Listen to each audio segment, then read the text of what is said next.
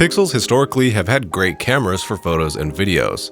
The latest Pixel, the 8 Pro, tried to follow suit with 48 megapixels or more on every camera on the back, new autofocus on the front camera, and aperture or sensor upgrades to every lens on the phone. But the 8 Pro camera system has a major problem that keeps it from being the best, and it's not even close. So let's get into my full camera review of the Pixel 8 Pro and talk about what Google got wrong and right with this phone's cameras.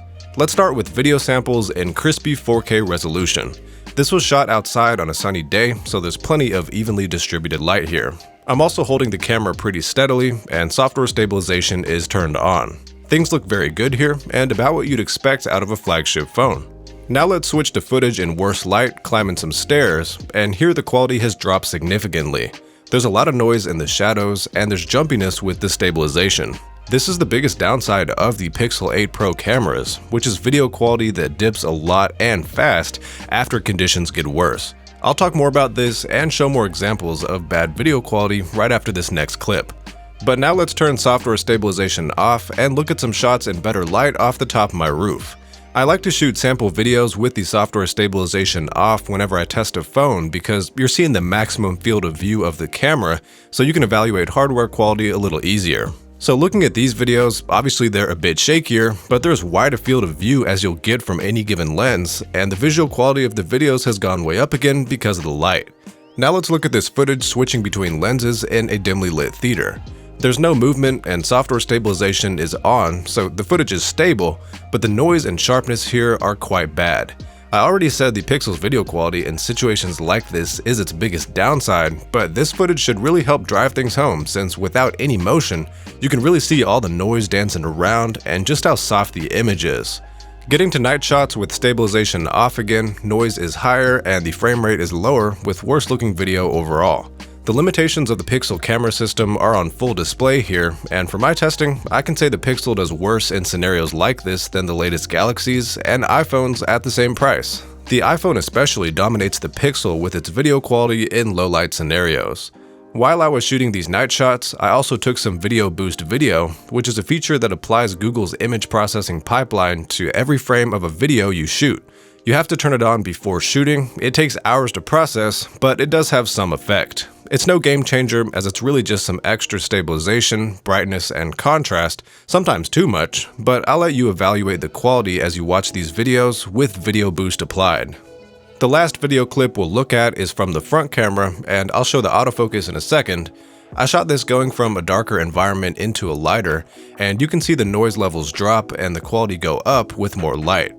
As the conditions get better, you can kind of see the point where the quality goes from bad to acceptable, and generally speaking, for Pixel video, that point takes longer to get to than other phones. But the front camera autofocus is good here, and a first for Pixel phones. Getting into photos, let's start with snaps that jump between the 3 zoom levels, 0.5x ultrawide, 1x main, and 5x telephoto. I took photos across the array of zooms in a few different environments, and the overall look is pretty consistent between them all. Of course, the main tends to have the best quality, but sometimes you want a wider field of view or a quality optical zoom. And as far as the quality of the non-main lenses go, the Pixel does particularly well since the hardware specs are better than most competitors. Now let's look at photos in ideal conditions, outdoors, indoors with a lot of light, and generally less demanding of HDR processing. The Pixel 8 Pro shines here, and its processing lays a pleasing amount of dynamic range and contrast on top of good photos from the hardware.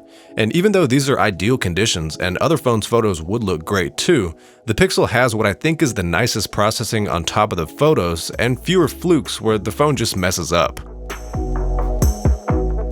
There was one situation where the Pixel consistently took bad photos though, which was these shots of me holding my camera. For some reason, it just wanted to crank up the shadows past what I think was needed. Weird. Real quick, here's some selfies that look great, extra crisp because of the autofocus, with the same excellent processing as the rest of the photos. And finally, let's get into night shots. These all use Night Sight, the night mode on Pixel phones that grabs data for a few seconds before processing and spitting out a smooth and sharp photo. These are all less than ideal scenarios for taking photos, but I think it's safe to say the Pixel 8 Pro did impressively good with all of them. This probably sounds repetitive, but I like the processing of night sight photos better than any other phone's night mode, and for actual performance in getting the least noise and most detail, I think the Pixel is the best too. So that was the last category of photos I had to show you from the Pixel 8 Pro. And of course, the first half of the video was dedicated to the video quality and talking about how bad it gets when conditions get worse. Hopefully, these photo and video examples helped you get a feel for what this phone is capable of. I know it's been a good while since this phone came out, but I really did want to do this video because camera quality is important to me, and the 8 Pro has such a crazy difference between its photo and video quality. Let me know what you think in the comments and whether you agree that video quality is one of the biggest problems with Pixel phones.